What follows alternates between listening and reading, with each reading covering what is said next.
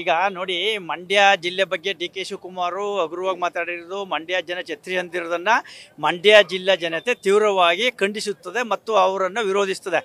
ಈಗ ಅವರು ತಕ್ಷಣ ಕ್ಷಮೆ ಕೇಳಿ ಅದಕ್ಕೆ ಒಂದು ಪರಿಹಾರ ಕಂಡುಹಿಡ್ಕೋಬೋದು ಅಂತ ನಾವು ಮಾಧ್ಯಮಗಳ ಮುಖಾಂತರ ಈ ಹಿಂದೆ ಹೇಳಿದ್ವಿ.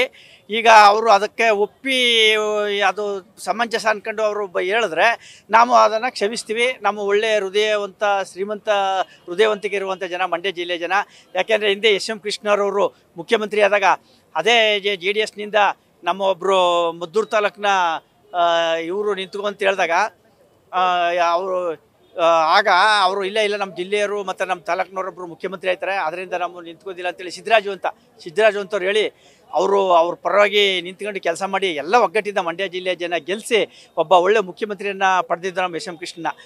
ಅಂಥ ಒಂದು ಉದಾರ ಮನಸ್ಸು ಮತ್ತು ಉದಾರತೆ ಇರುವಂಥ ಮಂಡ್ಯ ಜಿಲ್ಲೆಯ ಜನವನ್ನು ಇವರು ಛತ್ರಿ ಎಂದಿರೋದನ್ನು ನಮ್ಮ ಮಂಡ್ಯ ಜಿಲ್ಲೆಯ ಜನ ತೀವ್ರವಾಗಿ ಖಂಡಿಸ್ತೀವಿ. ಮುಂದೊಂದು ದಿವಸ ಅವ್ರ ಬಗ್ಗೆ ವಿರುದ್ಧವಾಗಿ ಹೋರಾಟ ಮಾಡೋಕ್ಕೆ ನಾವು ರೆಡಿ ಆಯ್ತೀವಿ ಅಂತ ಹೇಳ್ತೀವಿ. ಬೋರ್ಲಿಂಗೇಗೌಡರು ಅಂದ್ಬಿಟ್ಟು ನಮ್ಮ ಕರ್ನಾಟಕ ರಾಜ್ಯ ರೈತ ಸಂಘ ಏಕೀಕರಣ ಸಮಿತಿ ಸದಸ್ಯರು. DK ಶಿವಕುಮಾರ್ ಈ ರಾಜ್ಯದ ಉಪಮುಖ್ಯಮಂತ್ರಿಯಾಗೇ ಒಂದು ಜಿಲ್ಲೆಯ ಜನನ ಛತ್ರಿಯನ್ನು ಇನ್ನು ಮುಖ್ಯಮಂತ್ರಿ ಆಗೋದ್ರ ಕತೆ ಏನು?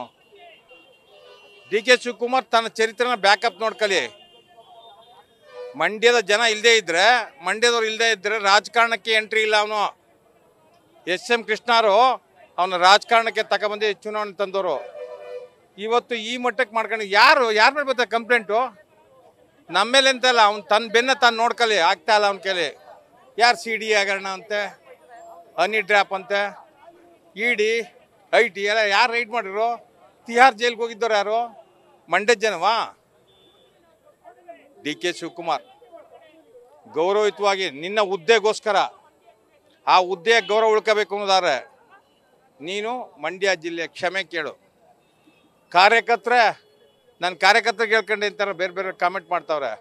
ಕಾರ್ಯಕರ್ತರು ಮಂಡ್ಯ ಜನ ಹತ್ರ ಬಂದು ಪೆನ್ನು ಪೇಪರ್ ಕೊಡಿ ನನಗೆ ಅಂತ ಹೇಳ್ದವನು ನೀನು. ಕೊಟ್ಟೋ ನಾವು ಪೆನ್ನು ಪೇಪರ್ ಕೊಟ್ಟರೆ ನೀವು ನಮ್ಮನ್ನೇ ಛತ್ರಿಂದಿರಾ? ನಿಂಗೆ ಚರಿತ್ರೆ ಗೊತ್ತಿಲ್ವಾ? ಬೇಕಾಷ್ಟವೆ. ಗೌರವಯುತವಾಗಿ ಹೇಳ್ತಾ ಇದ್ದೀವಿ. ಇದು ಸಾಂಕೇತಿಕ ಪ್ರತಿಭಟನೆ. ಇವಾಗೆಲ್ಲ ನಮ್ಮ ಸ್ನೇಹಿತರು ಹೇಳ್ತಾ ಇದ್ರು, ಇನ್ನು ಮಂಡ್ಯಕ್ಕೆ ಬಂದಾಗ ಕೆಟ್ಟದ್ದು ಮಾಡೋದು ಭಾರಿ ಸುಲಭ, ಒಳ್ಳೇದು ಮಾಡ್ಬೇಕಾದ್ರೆ ಕಷ್ಟ.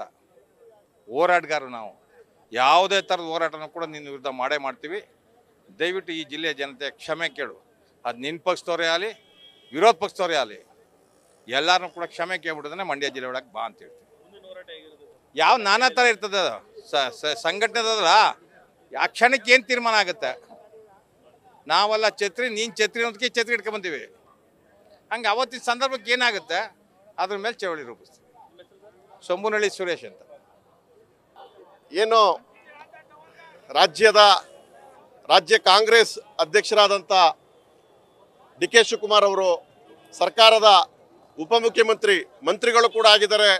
ಏನು ಜಿಲ್ಲೆಯ ಜನರನ್ನು ಛತ್ರಿಗಳು ಅನ್ನುವಂಥ ಪದ ಬಳಸಿ ಜಿಲ್ಲೆಯ ಜನರಿಗೆ ನೋವುಂಟಾಗಿದೆ. ಈ ವಿಚಾರವಾಗಿ ಜಿಲ್ಲೆಯ ಕಾಂಗ್ರೆಸ್ನ ಯಾವ ಶಾಸಕರು ಕೂಡ ವಿಷಾದ ಇರಲಿ, ಕ್ಷಮೆನೂ ಕೇಳಲಿಲ್ಲ ಅವ್ರ ಪರವಾಗಿ, ಅಥವಾ ಅವರು ಕೂಡ ನನ್ನಲ್ಲಿ ಲೋಪ ಆಗಿದೆ ಅನ್ನುವಂಥ ಒಂದು ಮಾತನ್ನು ಕೂಡ, ಸೌಜನ್ಯದ ಮಾತನ್ನು ಕೂಡ ಮಂತ್ರಿಗಳು ಕೂಡ ಆಡಲಿಲ್ಲ.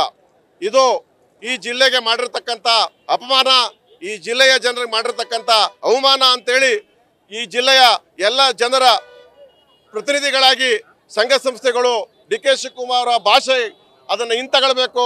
ಈ ಜಿಲ್ಲೆಯ ಜನ ಹೋರಾಟಗಾರರು, ಹೆಮ್ಮೆಯ ಜನ.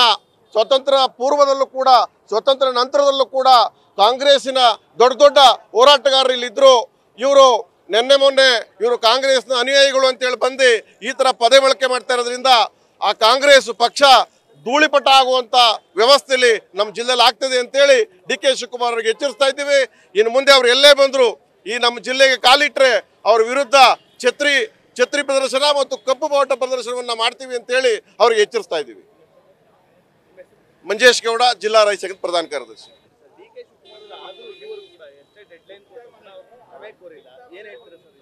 ಇದು DK ಶಿವಕುಮಾರ್ ಅವರ ದುರಹಂಕಾರದ ಪರಮಾವಧಿ ಅಂತ ಹೇಳ್ಬೋದು.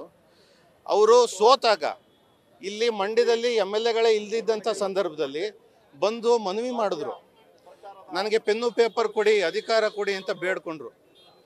ಆವಾಗ ಮಂಡ್ಯದ ಜನ ಸಕ್ಕರೆ ಅಂತ ಮನಸ್ಥಿತಿ ಇರೋರು ಅಧಿಕಾರ ಕೊಟ್ಟರು. ಈಗ ಅಧಿಕಾರ ಸಿಕ್ಕ ಮೇಲೆ ದುರಂಕಾರದಿಂದ ಮಂಡ್ಯ ಜನ ಛತ್ರಿಗಳು ಅಂತಾರೆ. ಇವರ ರಾಜಕೀಯ ಗುರುಗಳು ಎಸ್ ಎಂ ಕೃಷ್ಣ ಅವರು ಪ್ರತಿಯೊಂದು ಮಾತು ಕೂಡ ಘನತೆಯಿಂದ ಮಾತಾಡ್ತಾ ಇದ್ರು. ಅವರು ಭಾಳ ಎತ್ತರದ ವ್ಯಕ್ತಿ. ಅವರ ಶಿಷ್ಯರಾಗಕ್ಕೆ ನಾಲಾಯಕಿಯವರು. ಆಮೇಲೆ ಒಬ್ಬ ಕಲ್ಲು ಮಾರಿದಂಥವ್ರು, ಭೂಗಳ್ರು, ಇಡಿ ರೇಡ್ ಆದಂಥವ್ರು, ತಿಹಾರ್ ಜೈಲಲ್ಲಿ ಇದ್ದಂಥವ್ರು ಮಂಡ್ಯದ ಬಗ್ಗೆ ಮಾತಾಡುವಂಥ ಯಾವುದೇ ಆದಂಥ ಒಂದು ನೈತಿಕತೆ ಇವ್ರಿಗಿಲ್ಲ, ಯೋಗ್ಯತೆಯೂ ಇಲ್ಲ. ಇವರು ಮುಖ್ಯಮಂತ್ರಿ ಆಗೋ ಕನಸು ಬೇರೆ ಕಾಣ್ತಾ ಇದ್ದಾರೆ. ಒಬ್ಬ ಸಾಮಾನ್ಯ ಗ್ರಾಮ ಪಂಚಾಯಿತಿ ಸದಸ್ಯನಾಗಲು ಕೂಡ ಇಂಥ ಸಂಸ್ಕೃತಿಹೀನ ವ್ಯಕ್ತಿಗೆ ಯೋಗ್ಯತೆ ಇಲ್ಲ.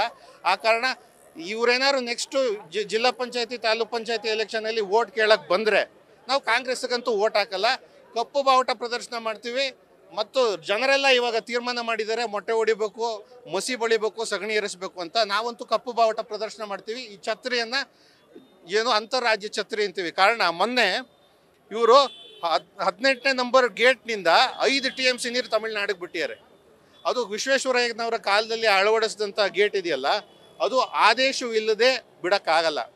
ಸೊ ಈ ಕಾರಣ ಇವರು ಮಂಡ್ಯ ವಿರೋಧಿ, ಕಾವೇರಿ ವಿರೋಧಿ ಮತ್ತು ಕರ್ನಾಟಕ ವಿರೋಧಿ. DK ಶಿವಕುಮಾರ್ ನೇತೃತ್ವದ ಕಾಂಗ್ರೆಸ್ಗೆ ನಾವು ಎಂದೂ ಬೆಂಬಲ ಕೊಡೋದಿಲ್ಲ. ನ್ಯೂಸ್ ಫಸ್ಟ್ ನಿರ್ಭೀತಿಯಿಂದ ನಿಮ್ಮ ಪರವಾಗಿ.